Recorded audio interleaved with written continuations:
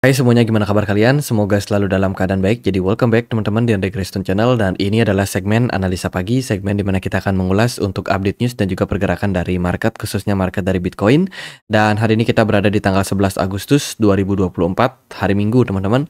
Kita akan mulai pembahasannya mulai dari kalender ekonomi. Kondisi dari pasar sih overall Bitcoin bertahan di kisaran level 61.000 sejak kemarin ya. Dan ini menunjukkan ada tingkat buyer yang lumayan cukup solid untuk mempertahankan harga dari pasar. Lalu sentimen-sentimen apa saja yang akan kita dapatin di minggu depan dan mungkin akan memberikan impact-nya terhadap pasar. Minggu ini dari beberapa berita dan juga narasi, sebenarnya lumayan menciptakan volatilitas pada market di awal bulan Agustus ini. Ya, jadi bisa dibilang data-data seperti data pengangguran, data terkait dengan manufacturing Amerika Serikat, dan juga kemarin ada keputusan dari Bank Sentral Jepang yang menaikkan suku bunga, itu cukup memberikan impact terhadap pasar.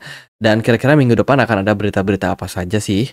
Jadi yang pertama di hari Senin besok ya, tanggal 12 itu akan ada data terkait dengan New York Fed One Year Consumer Inflation Expectation. Kemudian juga akan ada OPEC monthly report, ini terkait dengan oil atau minyak, teman-teman, minyak mentah. Lalu di hari Selasa tanggal 13 kita akan dapat data terkait dengan inflasi, data inflasi PPI and Core PPI Amerika Serikat. Selain itu juga dari Amerika Serikat akan ada Federal Budget Balance. Ini terkait dengan neraca keuangan ya dari pemerintah Amerika Serikat. Kemudian dari hari Rabu kita akan dapat data terkait dengan CPI and PPI untuk Inggris dan juga Amerika Serikat. Dan ada juga data terkait dengan GDP dari Uni Eropa. Lalu di hari Kamisnya kita akan dapat data terkait dengan GDP dari Inggris, kemudian data ekspor import dan juga manufacturing dari Amerika Serikat, lalu ada initial jobless claim juga. Hari Jumat akan ada data Fed balance sheet, ya trade balance, housing, itu sih dari Amerika Serikat. Hari Jumat ini nggak terlalu gimana-gimana ya. Event bakalan sangat volatile di hari Kamis. Ada banyak sekali rilis data dari Inggris, kemudian Amerika Serikat juga yang akan listing atau yang akan dirilis di hari Kamis. Jadi waspada dengan volatilitas hari Kamis. Itu sih beberapa sentimen dan juga potensial narasi ataupun mungkin berita yang bisa saja memberikan impact dari makroekonomi terhadap pasar kripto. Teman-teman, sekilas kita lihat ya kondisi dari Fed Monitor Tools dari Amerika Serikat ini terkait dengan kira-kira kemungkinan di pertemuan next FOMC tanggal 19 September 2024 apa sih kebijakan yang akan diambil oleh The Fed. Tapi ini masih bisa berubah ya seiring dengan munculnya rilis data yang terbaru. Kalau kita lihat dari sini potensial The Fed untuk memangkas suku bunga kemarin sudah masuk ke poin 50/50 ya, terkait dengan keputusan memangkas suku bunga 25 basis point atau justru 50 basis point. Jadi dihadapkan dengan pilihan yang sangat sulit dan kita pengen melihat gimana respon dari pasar terkait dengan hal tersebut, teman-teman. Apakah Fed akan agresif memangkas suku bunga 50 basis point atau justru secara bertahap di 25 basis point? Menarik sekali untuk kita perhatikan. Itu, teman-teman. Oke, sebelum kita masuk ke berita selanjutnya, di sini aku mau forward satu campaign datangnya dari Gate.io ya. Gate.io lagi ngadain campaign pesta bertemakan kucing. Ada dua specially event yang mereka lakukan. Yang pertama adalah teman-teman bisa bergabung dalam kontes kecantikan kucing. Dan juga ada event perdagangan untuk mendapatkan keuntungan sampai 10.000 US dollar. Nah, event ini berlaku sampai 14 Agustus.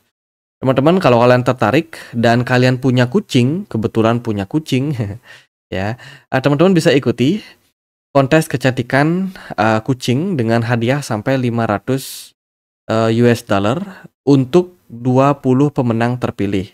Caranya gimana? Caranya teman-teman bisa upload foto kucing kalian. ya, di link yang ada di kolom deskripsi nanti aku akan sediakan. Ini bagi teman-teman yang punya kucing, silakan diunggah foto kalian di link tersebut ya.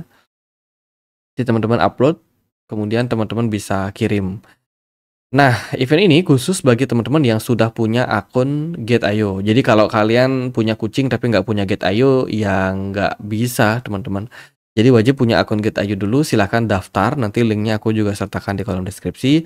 Kalau teman-teman sudah daftar, ikutin KYC-nya. Kalau sudah KYC, teman-teman bisa langsung upload ya, kalian punya kucing. Jadi dibikin dulu tuh, dandanin dulu, bikin pose yang bagus. Siapa tahu teman-teman bisa menjadi 20 pemenang yang terpilih. Masing-masing dari pemenang akan mendapatkan 25 dolar teman-teman untuk reward kalian. Itu. Kemudian juga ada event yang kedua, yaitu event tentang trading ya, tukar untuk mendapatkan hadiah berupa 5.000 US dollar. Ini untuk teman-teman yang melakukan perdagangan di Get.io. Jadi event yang kedua yang ini, teman-teman bisa bergabung dengan berbagai macam tim yang ada di sini. Kumpulkan trading volume sebanyak-banyaknya supaya teman-teman berpeluang untuk mendapatkan reward yang akan mereka bagikan. Kalau kita lihat di sini ada sekitar 5.000 US dollar yang akan dibagikan. Hadiah yang akan dibagikan ini adalah untuk mereka yang sudah menyelesaikan ya spot trading mencapai 100 dolar.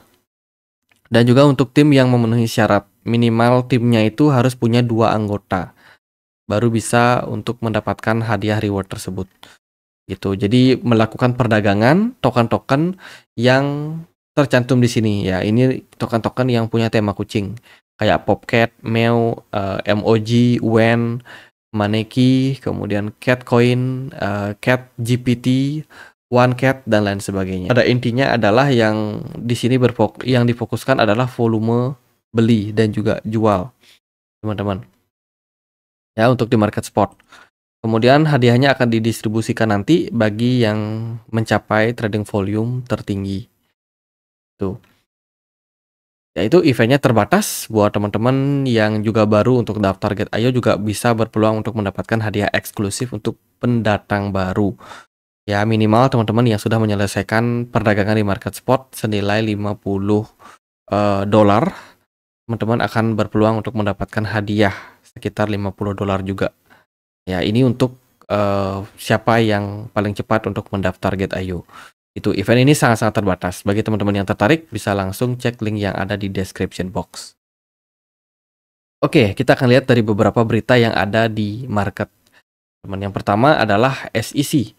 SEC dikabarkan saat ini sedang memanggil ada 3 crypto VC atau venture capital yang saat ini sedang diselidiki oleh SEC terkait dengan kemungkinan mereka memperdagangkan aset atau berinvestasi di proyek-proyek yang dianggap sekuritas oleh SEC.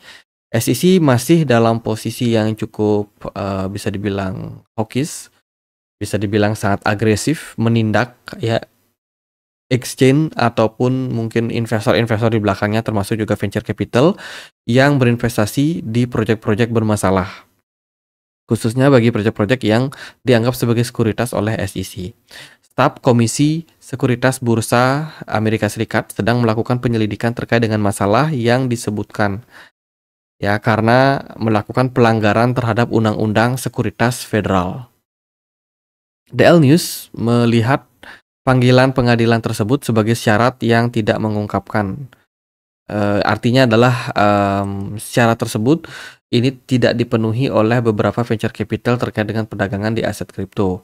Memang dari SEC sendiri tidak menyebutkan venture capital mana yang mereka sedang tangani dan token apa saja yang mereka anggap masuk di dalam kasus tersebut, teman-teman. Tapi ini bisa menjadi sebuah warning ya terkait dengan beberapa proyek kripto yang mungkin sedang diinvestigasi oleh SEC.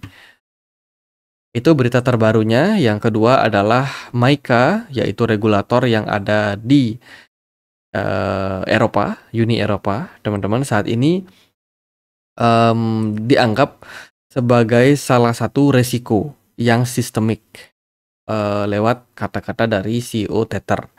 Jadi menurut CEO Tether, Paulo Ardoino, melihat bahwa peraturan MiCA yang baru-baru ini disetujui dapat mengancam bank dan juga penerbitan stablecoin.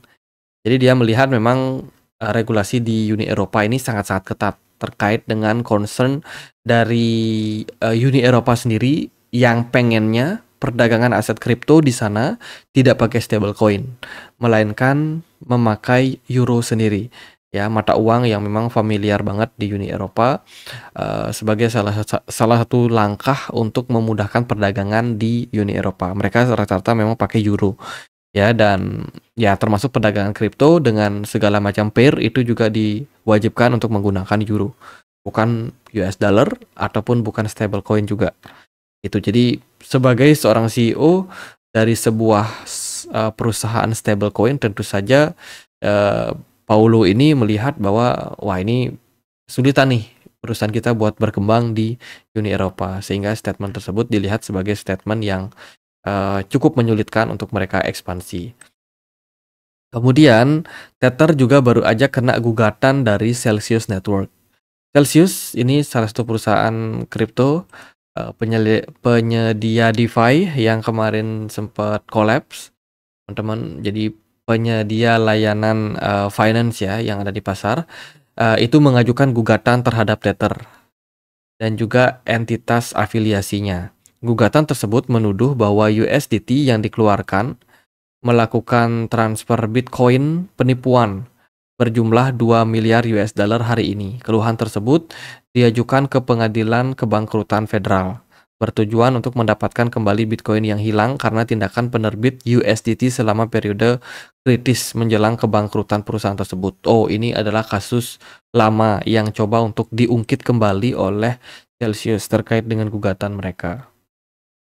Itu Tether lagi dalam posisi diserang sana sini, teman-teman. Oke, lalu gimana nih impact-nya terhadap pasar ya? Jadi di perdagangan kemarin nggak terlalu banyak berita. Kalau kita lihat sih dari kondisi pasar, kita menjelang closing time frame weekly untuk perdagangan besok. Overall, Bitcoin masih dipertahankan di atas level 60.000 dan berpotensi kalau bisa closing di atas 60.000 bisa saja menjadi narasi yang bagus untuk pasar. Sementara itu dari MACD di time frame di time frame weekly itu masih dalam posisi merah ya, waspada, masih ada potensial koreksi yang bisa terjadi. Kemudian di time frame daily untuk Bitcoin saat ini kecenderungannya adalah masih dalam proses konsolidasi. Smart money belum terlalu terlihat agresif di pasar, teman-teman, yang mungkin saja bisa mengindikasikan bahwa smart money ini masih cenderung mencoba untuk mencari momentum untuk masuk. Hanya saja kalau di harga saat ini mereka sepertinya belum terlalu agresif lah mengambil tindakan. Di time frame 4 jam kelihatan jelas Bitcoin ini sudah sideways ya cukup lama. Di perdagangan kemarin mungkin pergerakan harganya nggak jauh-jauh dari 61.000 sampai 60 ribuan ya, turun-turun dikit. Kalau kita lihat juga dari volume perdagangan ini sudah jauh anjlok, teman-teman. Smart money juga tidak ke-detect, yang mengindikasikan memang saat ini pasar sedang wait and see ya, menunggu beberapa rilis data ataupun sebuah keputusan ya yang mungkin bakalan menjadi salah satu acuan untuk para investor apakah memutuskan untuk entry saat ini atau justru malah menunda ya. Dari time frame 1 jam kita bisa melihat adanya smart money yang memang sedang aktif trading sejak 9 Agustus kemarin sampai saat ini.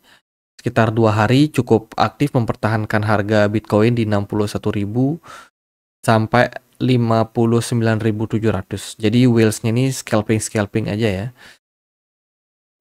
Belum ada indikasi kuat untuk melakukan akumulasi besar. BTC Dominance kelihatannya dalam posisi saat ini masih nanjak, teman-teman. Ini berpeluang menjadi sebuah tekanan untuk altcoin yang rata-rata masih belum terlalu signifikan untuk kenaikannya. Beberapa altcoin kemarin ada sedikit kenaikan kayak AEVO, lalu ada Celestia, tapi nggak signifikan banget sih. Jadi bisa dibilang naiknya ini masih malu-malu lah, teman-teman. Jadi ya, untuk saat ini kalau dari saya sendiri melihat kondisi dari pasar, memang penuh ketidakpastian. At the end kita melihat sebuah indikasi adanya potensial recover pada Bitcoin ketika kemarin sempat drop sampai level 49.000, dan saat ini posisi pergerakan Bitcoin sepertinya cukup menarik untuk kita perhatikan ya.